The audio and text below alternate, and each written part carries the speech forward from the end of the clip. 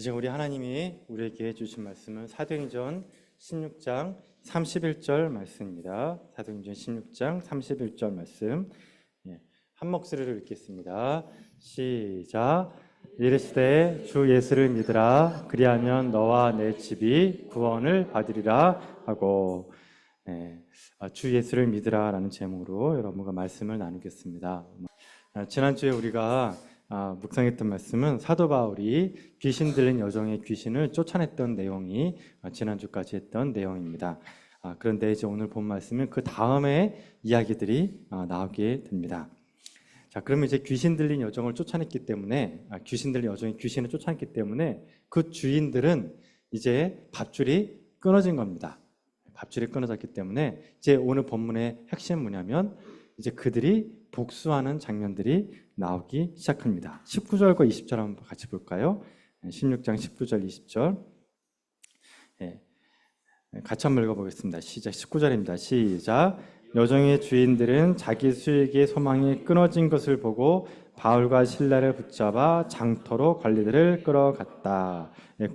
20절입니다. 시작. 상관들 앞에 데리고 가서 말하되 이 사람들이 유대인인데 우리 성을 심히 요란하게 하여. 이게 보니까 19절에 보니까 장터라는 말이 나오죠. 장터가 뭐냐면 아고라입니다. 아고라. 아고라를 의미하고, 그 다음에 거기에 보니까 우리 성을 심히 요란하게 했다라는 내용이 나옵니다. 이 요란하게 했다는 말은 뭐냐면, 예를 들어서 여러분 서울시 한복판에 외국인 근로자들이 자기들의 종교적인 신념 때문에 서로 난투극을 벌였다고 생각해 봅시다. 그러면 어떤 일이 벌어질까요? 그러면 그분들이 서울시내 한복판에서 길을 점거해가지고 난투극을 벌였다면은 아마 여론이 가만두지 않았을 겁니다. 아마 대서특필이 되면서 외국인 근로자들 이대로 좋은가 붙어가지고 뭐 백분 토론하면서 신문이며 미디어에서 아마 엄청나게 난리를 쳤을 겁니다. 이런 일들이 요란이라는 소리입니다. 요란이라는 말입니다. 자, PPT를 보면서 한번 내용을 더 한번 깊이 있게 보겠습니다. 여기 보니까 저기 오른쪽에 있는 그림과 왼쪽에 있는 그림이 있죠. 저 오른쪽에 있는 그림은 옛날 빌립보 지역에 있는 성, 그 성의 이미지를 이렇게 만든 거고요. 오른쪽에 있는 거는 사진입니다. 사진. 자, 먼저 왼쪽에서 보시면 이게 헬라 신전이 나오죠. 이 헬라 신전을 보면은 여기에 신전이 있죠. 그러니까 여기 귀신 들린 여자가 아마 여기 있을 겁니다. 귀신 들린 여자. 여기서 가스 마시고 아마 예언을 했을 겁니다. 가스 마시고 예언했었거든요. 그런데 이제 거기에 빨간색으로 이렇게 쭉 줄이 쳐져 있잖아요. 불을 좀 꺼주시면 조금 더 잘 보일 것 같습니다. 빨간 선은 이렇게 쭉 있잖아요. 이게 뭐냐면 길입니다. 길. 칸 대로입니다. 그리고 여기 보니까 광장이 있잖아요. 이 광장이 뭐냐면 바로 아고라입니다. 여기에서 사람들이 모여서 회의도 하고 군대가 또 이렇게 행진도 하고 사람들 모이는 곳입니다. 그런데 요 바깥으로 이렇게 아고라는 장터가 있죠. 그러니까 이겁니다. 사도 바울이 이제 기도처를 찾기 위해 갔잖아요. 그래서 강가로 갔잖아요. 근데 어디에 성 밖에 있다 그랬잖아요. 그러니까 성 밖으로 나가려면 요 길을 따라갔을 거예요. 길을 쭉 따라가다가 강가가 나왔죠. 그래서 르디아를 만난 강가입니다. 그러니까 저 성을 벗어나야지만 요 강가가 있었던 거예요.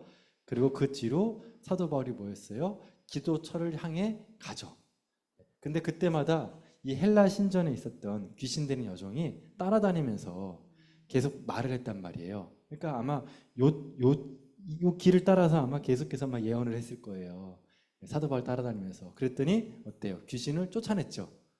그랬더니 거기 있던 주인들이 얘기를 해가지고 사도 바울을 끌고 어디로 갔다고요? 요 아고라 광장으로 데려간 거예요. 요 아고라 광장. 이게 보면 이게 오른쪽에 사진이 있죠. 이게 지금 폐허가 됐어요. 오른쪽에는 옛날 사진이고, 옛날 그림 이미지고, 오른쪽에 이제 지금 현재 남아있는 그거를 얘기합니다. 이 길이 지금 이렇게 찻길 있죠. 이 찻길이 뭐죠? 요 빨간색 길이에요. 빨간색 길. 그러면 이제 헬라 신전이 어디 있겠어요? 여기, 요거 보이시죠? 폐허가 된데. 그다음에 아고라 장터가 어디 있냐면 요거예요. 네, 광장이 있고 여기 오른쪽 그 주변으로 이렇게 쭉 뭐가 둘러져 있죠. 예. 그러니까 여기에서 아마 이쯤 어디서 사도 바울이 옷이 벗겨지고 몽둥이를 맞은 곳이에요. 이쯤 어디에서. 예, 나중에 뭐 여러분 시간 되시면 꼭 가보십시오 여기. 예, 예, 그곳이 바로 이 빌립보 지역이었다. 그리고 감옥이 어디였냐? 예, 여기서 뭐 감옥은 어딘지는 잘 나오지 않았지만 어쨌든 간에 자 이렇게 해서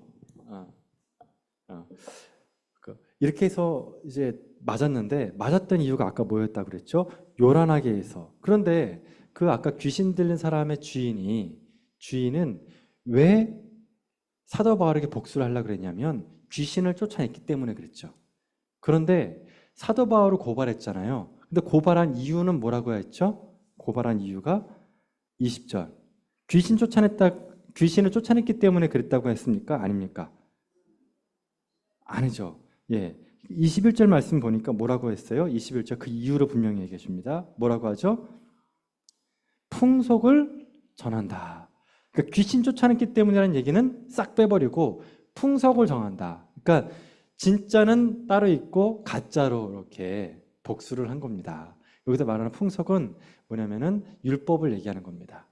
그러니까 로마의 법이 있는데 그 로마의 법이 있는 이 빌립보 성에 사도 바울이 뭘 했다?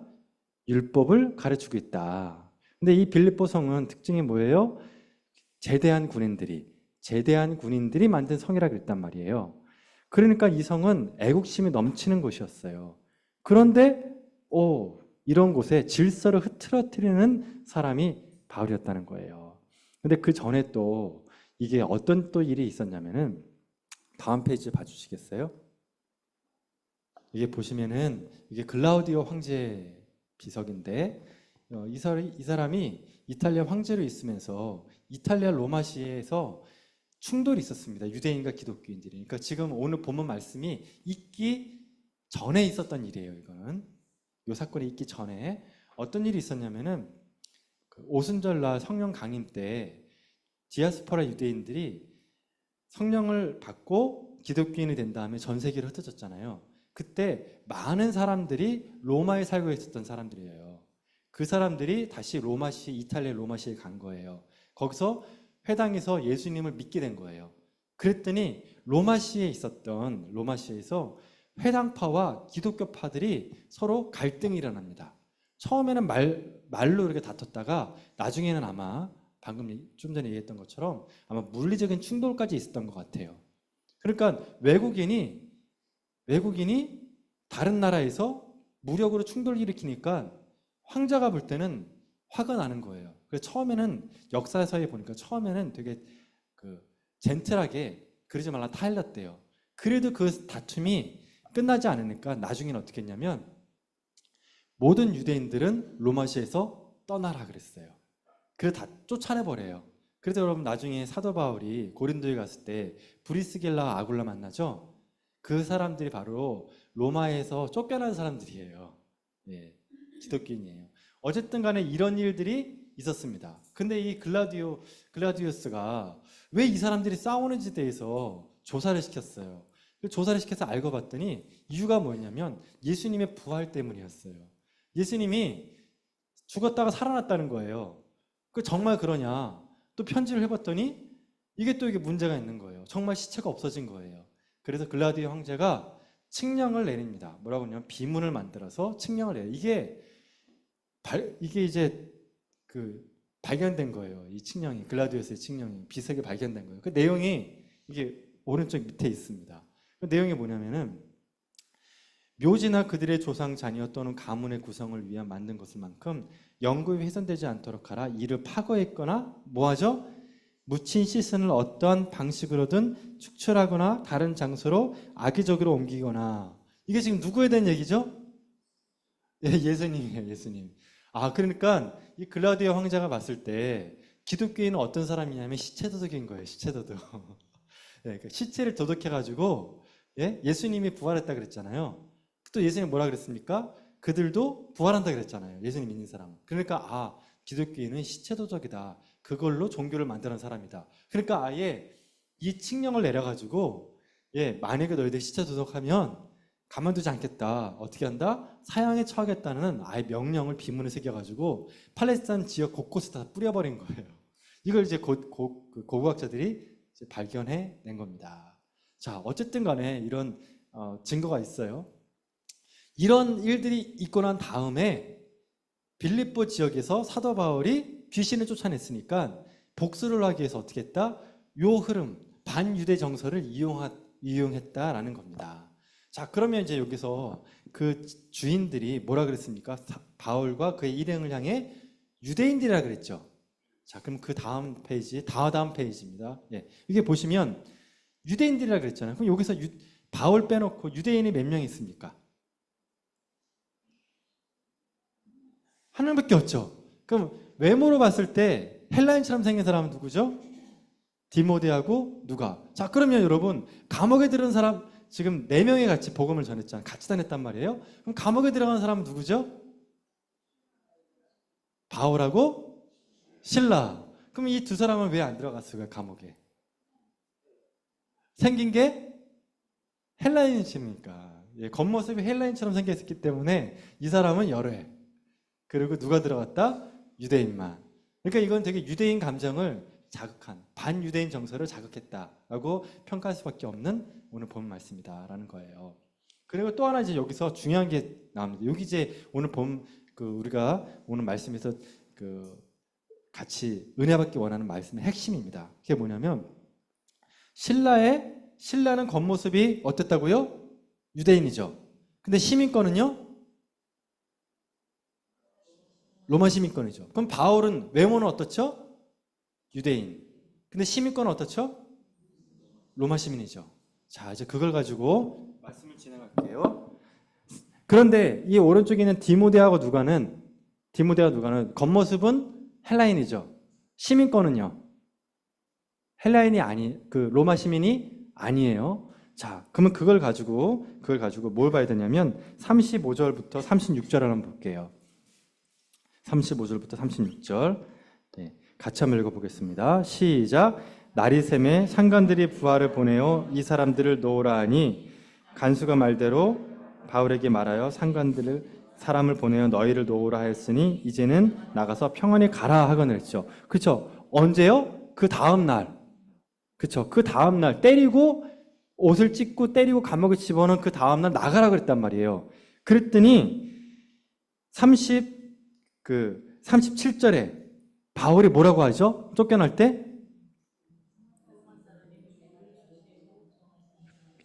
이게 오늘 말씀의 핵심이다. 왜냐하면 여러분, 재판을 하고 때렸다는 겁니까? 재판도 없이 때렸다는 겁니까? 그렇죠. 그러니까 이거는 감정적으로 때리고 집어넣었다. 그리고 그 다음날 그냥 나가라고 했다는 거죠. 이게 뭐죠? 그냥 사람들의 감정을 풀어줬다. 외국인이니까 그냥 한 대 때려주고 감옥에 집어넣고 풀어주는 선에서 이 문제를 덮으려고 했던 것이다 라는 거예요. 근데 37절에 바울이 뭐라 그랬어요? 우리가 로마인인데 로마인을 재판도 없이 이런 식으로 해서 내보내는 게 맞냐라 그랬죠. 자, 그럼 여기서 우리가 고민하는 거예요. 왜 사도 바울은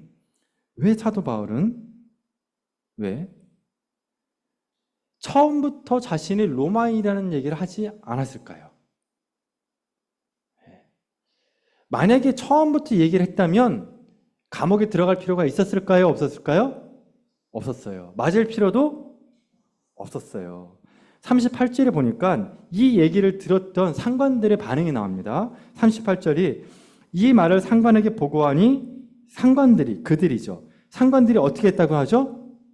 두려워했다. 왜 두려워했냐면 로마인은 함부로 때리거나 감옥에 집었거나 재판도 하지 않고 그렇게 하면 그 상관들이 잘려요. 예. 그러니까 자기 목이 날아가는 거예요. 그러니까 두려워했어요. 그러니까 처음부터 사도 바울이 이 문제를 제기했으면 사실은 어땠다? 맞을 필요도 없고 감옥에 들어갈 필요도 없었다는 겁니다. 이게 오늘 이 말씀이 풀려야 그 다음에 감옥에 들어가 사도 바울이 기도와 찬양하고 옥문이 열리고 거기에도 간수가 예수님을 믿었던 그 사건이 풀려요. 이게 풀려야 돼, 이게. 그러면 왜냐? 그다음 또 두 번째 의구심입니다. 두 번째 퀘스천. 그게 뭐냐면, 자, 그다음 사도 바울이 가죠, 그냥. 그러면 여러분이라면 어떻게 했겠습니까? 여러분이라면. 만약에 이런 식으로 자기를 대했다. 그러면 어떻게 합니까? 복수를 해야겠죠, 사도 바울 역시. 누구한테 복수를 해야 됩니까? 첫 번째, 자기를 억울하게 만든 사람. 그다음 두 번째 누구죠? 재판도 없이 넘겼던 그 관원들. 이 두 사람들을 복수를 할 텐데 지금 그 복수에 대한 얘기가 그 다음에 나옵니까? 안 나옵니까? 네, 안 나와요. 그래서 여러분 두 가지 퀘스천이에요. 왜 사도 바울은 자신의 시민권을 사용하지 않았는가? 두 번째, 뭐죠? 왜 사도 바울은 복수하지 않았는가? 입니다. 그 이유는 잘 기억하십시오. 그 이유는 고난에 대한 사도 바울의 신념 때문입니다. 믿음 때문입니다. 사도 바울은 어떻게 생각하냐면 복음과 함께 고난을 받는 것을 당연하게 생각했어요. 다시 뭐라고요, 여러분? 네. 여기에 대해서 정말 많은 논문과 주석책이 있지만 성경에서 퀘스천이 될 땐 가장 좋은 방법은 성경은 성경으로 풀어야 돼요. 다르게 이야기를 나눌 수 있어요. 하지만 제일 중요한 거, 사도 바울이 성경 전체에서, 신약에서 본인이 서신서를 쓸 때 자신이 고난을 대하는 그 말씀들이 곳곳에 나와요. 그래서 우리는 사도 바울이 고난을 어떻게 생각하는지를 그의 말씀을 통해서 풀어낼 수 있다는 거예요. 자, 그럼 보세요. 말씀을 볼게요. 그 다음 말씀. 예. 자, 첫 번째. 여러분. 사도 바울은 디모데한테 편지를 보낼 때 고난에 대한 얘기를 해요. 근데 뭐라고 합니까? 첫 번째, 복음과 함께 뭘 하라고요? 자, 그러니까 여러분, 복음을 받는다는 건 뭐를 받는 거예요? 근데 우리는 복음을 받으면 뭐가 없어진다고 생각하죠? 고난이 없어진다고 생각한다니까요. 복음과 함께 뭘 받아야 된다고요? 그러면 이 고난은 피해야 되는 겁니까? 그럼 어떻게 해야 돼요? 그럼 고난 받기를 원하십니까? 자, 여기서 이제 우리의 문제가 고민이 되는 거예요, 여러분. 여기서. 그러니까 이게 해결이 안 되면요, 오늘 본 말씀은 해결이 안 돼요. 고난을 다루는 방법을, 그러니까 이게 해결이 안 되면 뒤에 있는 말씀이 이상하게 흘러가 버린다고요. 다시요. 이거 정말 여러분, 제가 이 본문 말씀을 묵상할 때 정말 기도하고 찬양하고 옥문 열리는 거에 초점을 두다가 이 말씀에 딱 걸린 다음에 여기서부터 더 진도를 나가지 못했었어요. 왜냐면 이게 안 풀리면 그 다음 게 안 풀린다는 걸 알고 있었거든요. 근데 이게 안 풀리니까 너무너무 힘들었어요. 이 말씀을 풀 때. 그런데 이 말씀을 풀면서 이 빌립보 감옥의 핵심은 바로 이 말씀이었구나. 이거였구나. 사도 바울이 복음 증거할 때 고난을 대하는 이 태도, 이 원리를, 이 원칙을 풀지 않으면 앞으로 사도 바울이 했던 2차, 3차 전도 여행을 해석할 수 없겠구나. 그리고 이것이 우리 유양의 모든 성도들이 같이 알아야 될 하나님의 말씀이구나. 이걸 깨닫게 된 거예요. 여러분, 고난은 피해야 됩니까? 받아야 됩니까? 잘 헷갈리죠, 그렇죠? 그런데 여러분, 한 가지 전제 조건이 있어요. 뭐냐면 고난은 두 가지 종류가 있어요. 내가 잘못해서 받는 것은 여기서 말하는 고난일까 아닐까요? 그걸 뭐라고 하냐면 죄값이라고 불러요. 죄값. 잘못했으니까 죄값을 치러야죠. 지금 그 고난을 얘기하는 겁니까? 아니죠. 어떤 고난을 얘기하는 거죠? 맞아요. 복음 때문에 받는 고난이에요. 그러니까 먼저 이거부터 전제를 깔아야 돼요. 이걸 잘못하면 내가 잘못해놓고 내가 그리스도를 위한 받는 고난이다라고 생각하면 주소가 잘못됐죠? 주소를 잘못 찾은 거예요. 그러니까 우리가 적극적으로 수용해야 될 고난은 어떤 고난이라고요, 여러분? 네, 복음이에요. 주님 때문에 받게 되는 고난. 그러면 여기 이상한 게 뭐냐면 복음을 받으면 복음의 능력이 내게 임하고 복음의 능력이 임하고 복음 때문에 살게 되면 당연히 뭐가 따라온다고요? 고난도 따라온다는 거예요. 이게 두 번째 말씀, 이게 좀 헷갈리니까 예수님이 풀어줬어요. 그게 여기 보면 그 요한복음 15장 19절에 나오는데 좀 어려워요. 그래서 유진 피터스가 쓴 이제 메시지라는 책이 있어요. 그 번역본을 가지고 한번 같이 볼게요. 같이 한번 읽어보겠습니다. 여기서부터 여기까지입니다. 시작. 하나님을 모르는 세상이 너희를 미워하거든 세상이 먼저 나를 미워했다는 것을 기억하라. 왜 그랬을까요, 여러분? 그러니까 이 고난을 당하면 뭘 기억하라고요? 그쵸. 이게 요한복음에 나오죠. 왜 그랬냐면 어두움은 빛을 좋아할까요, 싫어할까요? 싫어하죠. 다르기 때문에. 그쵸. 다르기 때문에 싫어하는 거예요. 그러니까 만약에 여러분 복음대로 살면 사람들이 여러분을 좋아할까요, 싫어할까요? 그러면 그때 뭘 생각하라고요? 예수님도 그랬었다. 그걸 먼저 생각하라는 거예요. 자, 그 다음번 얘기하겠습니다. 세 번째 줄입니다. 시작. 너희가 세상의 기준대로 살면 세상이 너희를 자기네 사람으로 여기어 사랑했을 것이다. 그러나 내가 너희를 선택하여 세상의 기준대로 살지 않고 하나님의 기준대로 살게 했으니 어떻게 된다고요? 세상이 너희를 그렇죠. 왜 미워한다고요? 그렇죠. 기준이 다르기 때문에. 이거야. 너는 왜 그러니? 너만 왜 이렇게 튀냐는 거예요. 남들은 다 그렇게 하는데 왜 너만 튀냐는 거예요. 그런데 여러분, 튀려고 그렇게 했습니까? 아니라니까요. 튀려고 그런 게 아니라 내가 하나님 앞에서 하나님 뜻대로 삶의 기준을 복음 안에서 살려고 하다 보니까 튀게 된다. 여러분, 보이기 위한 삶이 아니었거든요. 누군가한테 잘난 척 하려고 했거나 다르게 보이려고 했던 게 아니에요. 그러니까 여러분, 복음이 나는 너와 다르다. 내가 너보다 우월하다. 도덕적으로 우월하다. 난 너와 다르다라는 걸 보여주려고 그렇게 사는 겁니까? 아니에요. 그게 아니라 뭐냐면 내가 하나님의 뜻에 따라 살면 튈 수밖에 없다는 거예요. 튀기 위해서 튀기 위해서 복음대로 사는 게 아니라 어떻다고요? 복음대로 살면 어떻게 된다고요? 튄다는 거예요. 그 주변 사람들이 그러죠. 너 그러지 마라. 튄다. 예? 모난 돌이 뭐 한다고요? 정 맞는다. 그러지 마라. 그런데 뭐예요? 나는 정 맞냐 안 맞냐가 기준이 아니라 뭐죠? 이건 하나님의 뜻대로 사는 건데 이거는 이 기준이 이게 내 삶의 기준인데 그럴 수 없다. 이거예요. 그러니까 어떻게 결과적으로 미움을 받을 수밖에 없다. 누가 그렇게 살았으니까? 내가 그렇게 살았다. 내가 진리대로 사니까 그럴 수밖에 없었다. 고난이 그렇게 따라오더라. 그러니까 복음대로 살면 그럴 수밖에 없다는 거예요.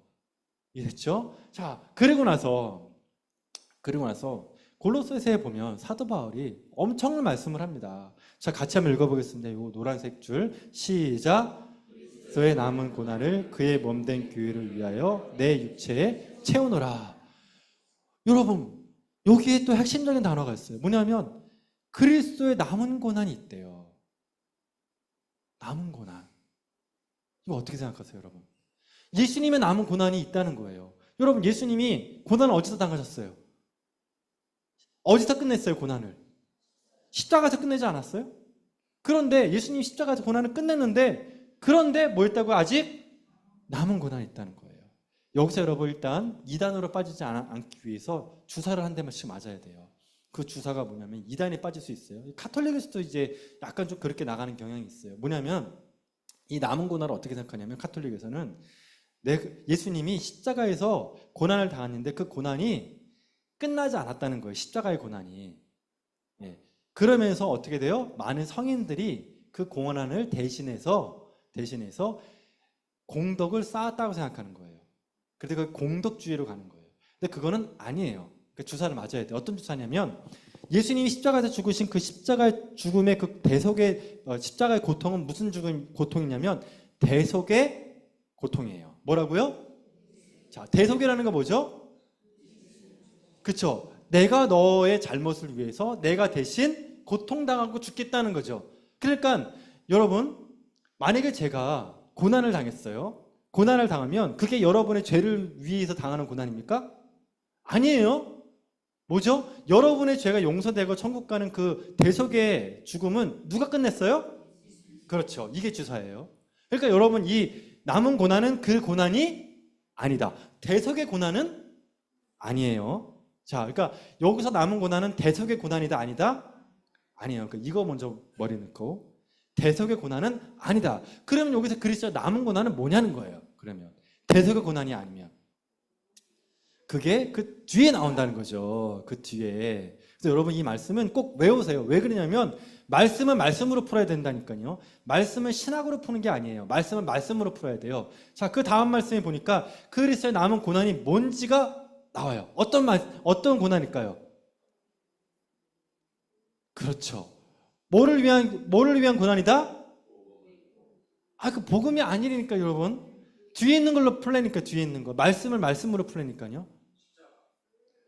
여기 단어가 있잖아요, 여러분. 단어가 있는데 자꾸 왜 다른 얘기를 해요? 답답해 죽겠어요, 저는 진짜. 이렇게 노란색 줄에 그리스도의 남은 고난이 누구를 위한 고난인지가 이 뒷부분이 나온다니까, 뒷부분에. 교회예요, 교회. 교회. 자, 누구를 위한 고난이라고요? 근데 교회인데 어떤 교회예요?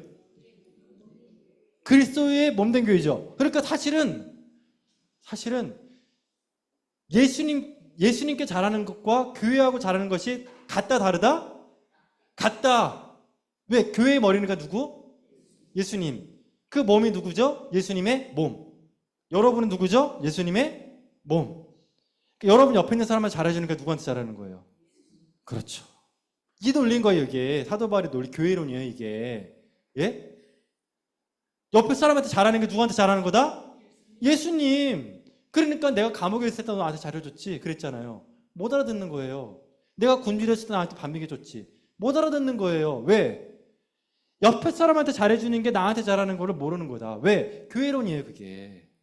그게 교회론이에요. 자, 그러니까 다시 그리스도의 남은 고난은 누구를 위한 고난이에요? 교회를 위한 고난이다. 교회를 위한. 그러니까 사도 바울은 교회를 위해서 고난을 받는다.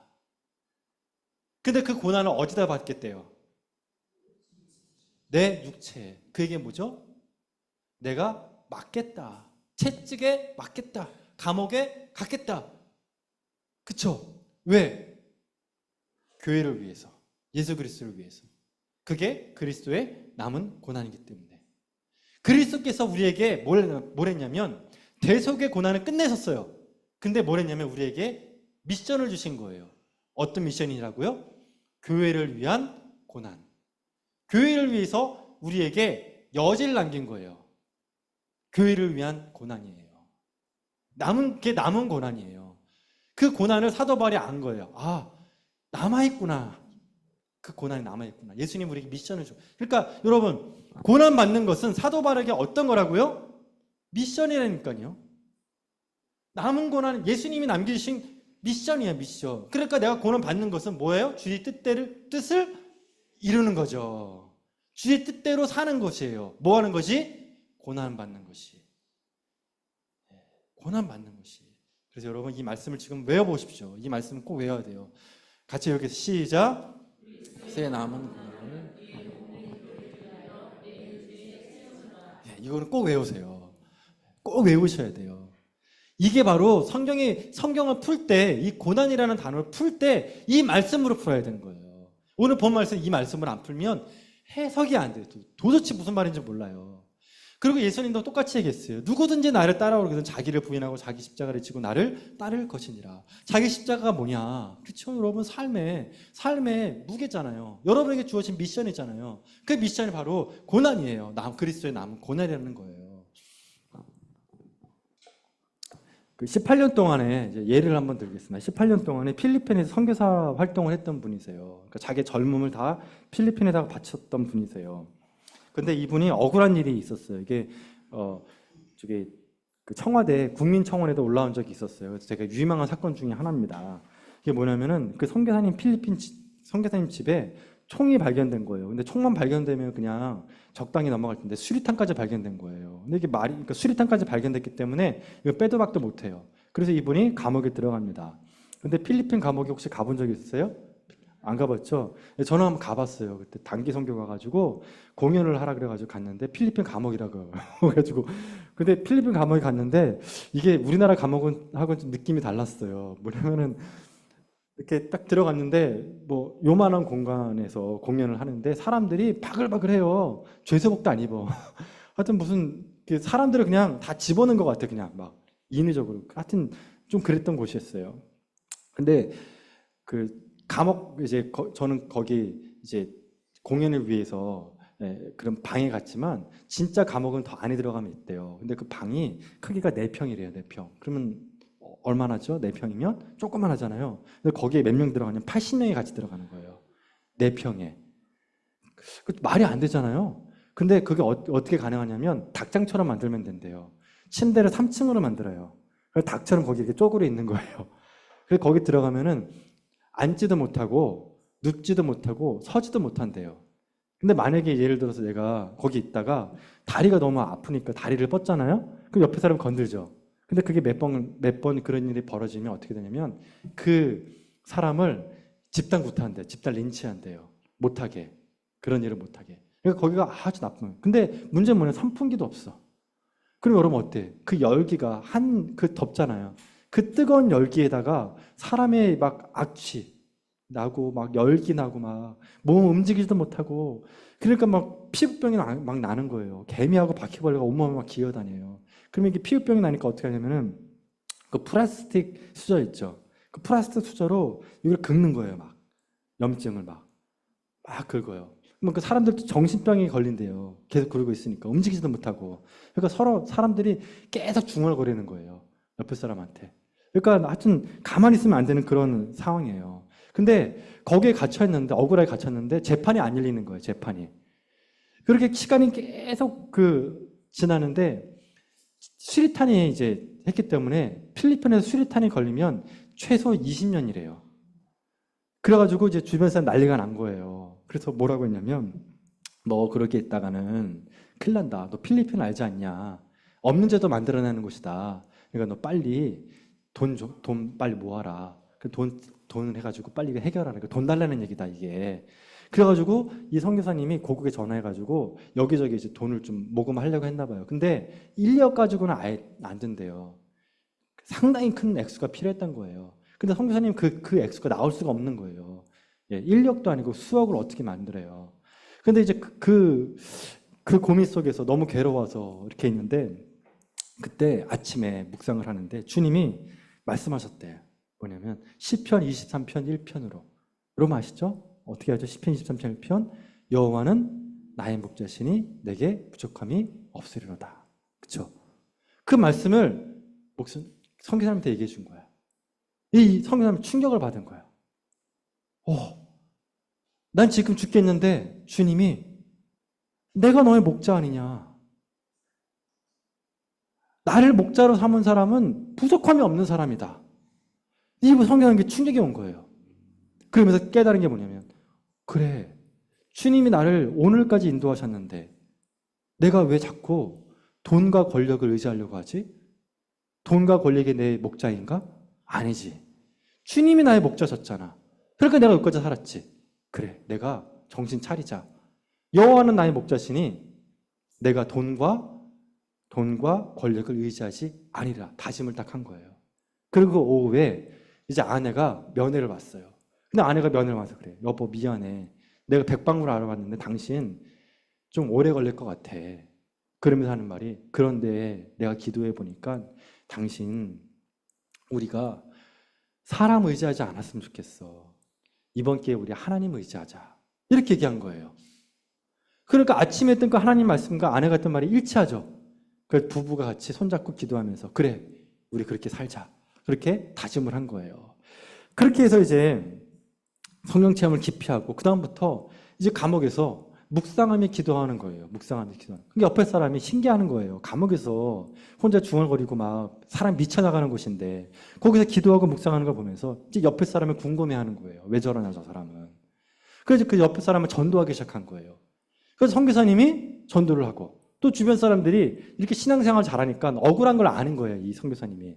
아니까 이제 그 공연 같은 거 할 때 이 공연 이렇게 사람들 모아놓고 할 때 노래를 시키는 거예요. 그러니까 노래를 시키니까 이 선교사님이 뭐 노래를 할 때 뭐 거기 뭐 뭘 하겠어요. 찬송가를 부르는데 따깔로그라고 있어요. 필리핀 언어. 따깔로그로 찬양을 하는 거예요. 좋으신 하나님 이렇게 찬양을 하는 거예요. 그리고 또 같이 부르고 좋으신 하나님을 감옥에서. 그리고 또 부르라 그러니까 이번에는 주님의 높고 위대하심을 찬양하고. 그러니까 어때요? 감옥이 지금 기도와 말씀과 찬양의 자리가 된 거예요. 예. 그 여호와는 나의 목자가 되는 그 목자가 어디에서 지금 있어요? 감옥에서. 자, 그렇게 126일 동안 감옥살이를 합니다. 희망도 없는 곳이에요. 그런데 이제 그 큰딸이 있는데 큰딸이 엄마한테 그러더래. 아침에 엄마 나 있잖아 오늘 창세기 필사가 오늘 마치는 날이야. 그런데 아빠가 나올 것 같아 그러는 거예요. 그래서 뭔 소리야? 그랬더니 내가 창세기 필사할 때 기도하면서 했거든. 이 필사가 끝날 때 하나님 우리 아빠 나오게 해주세요. 기도를 했다는 거예요. 그 믿음대로 했으니까 아빠가 나올 것 같대요. 근데 여러분 놀랍게 그 다음날 출소해요. 그 다음날. 네. 할렐루야? 놀라운 일이 벌어진 거예요. 기적이 일어난 거예요. 왜 그런가 봤더니 검찰이 경찰을 불러가지고 진술을 시켰대요. 그런데 총하고 수류탄이 어디서 나온지를 물어본 거예요. 경찰 3명한테. 근데 다 달라. 한 사람은 벽에서 나왔다 그러고 한 사람은 천장에서 나왔다 그러고 한 사람은 땅을 팠더니 나왔대. 그러니까 총이 사방팔방에 다 나왔대. 그러니까 아주 신빙성 있어요? 없어요? 없어요. 그래서 무효. 그래서 이분이 이제 무효가 돼서 풀려났다. 이게 뭐 간증이 있으니까 여러분 나중에 한번 찾아보세요. 놀라운 일이 벌어진 거예요. 여러분 이런 일이 어디에 있었냐? 오늘 본문 말씀에 있었다는 거예요. 우리 본문 말씀 어때요? 사도 바울과 실라가 감옥에서 뭐 했다 그랬어요? 기도하고 찬양했죠. 자, 기도하고 찬양했더니 뭐가 열렸어요? 옥문이 열리고 착고가 풀렸단 말이에요. 잠깐만 여기서 퀴즈. 아까 제가 했던 서두의 고난의 의미를 얘기했어요. 이거 연결해야 돼요, 여러분. 자, 그러면 왜? 이 질문에 여러분이 정확하게 대답해야 돼요. 왜? 지진이 나고 옥문이 열렸을까요? 왜? 여기서 우리가 고민할 건 뭐냐면, 기도하고 찬양했으니까 라고 생각하는데 그것이 아니다. 왜냐하면 여러분, 생각해 보세요. 기도하고 찬양했기 때문에 옥문이 열렸죠. 그러면 하나님 풀어줬다는 거잖아요. 근데 여러분 사도 바울은 본인이 나갈 수 있었습니까? 없었습니까? 다시 사도 바울은 자기 발로 옥문을 나갈 수 있는 사람이 없는 사람이에요. 그러니까 이거 지금 헷갈리면 안 된다니까 여러분. 이게 헷갈리면 이건 기도와 찬양 때문에 옥문이 열린 거예요. 이해됐습니까? 그런데 여러분 왜 지진이 나고 옥문이 열렸냐고요? 왜? 사도 바울을 풀어주려고요, 하나님이? 아니라니까요. 사도 바울은 스스로 감옥에 나갈 수 있었어요, 없었어요? 왜죠? 로마 시민권이 있잖아요. 맞을 필요가 있어요, 없어요? 없다고요. 근데 사도 바울은 고난을 받아들인 거예요, 그냥. 왜? 남은 고난을 그냥 받아들였다니까요. 그러니까 옥문이 열려도 나갈 이유가 있어요, 없어요? 없다고요. 왜? 그리스도의 남은 고난을 내가 육체에 채우고 있는데 하나님이 열어줬다가 나갈 필요가 있냐는 거예요. 두 번째, 옥문이 열려가지고 하나님 나가라는 사인으로 여기고 만약에 사도 바울이 나갔다면 누가 죽냐? 간수장이 죽는 거예요. 사도 바울은 본인이 나갈 수 있었고 고난을 지금 받아들인 상태에서 하나님이 열었다는 건 뭐냐? 기적이 일어났을 때 그 기적을 나 중심으로 생각하지 않았다는 거예요. 왜 하나님이 이 기적을 일으켰는지를 고민하는 거예요. 그래서 기적은 여러분, 기적을 다룰 때 우리가 왜 나한테 하나님이 이런 기적을 주셨는지를 나 중심으로 생각하면 그 다음에 안 풀려요. 아시겠죠?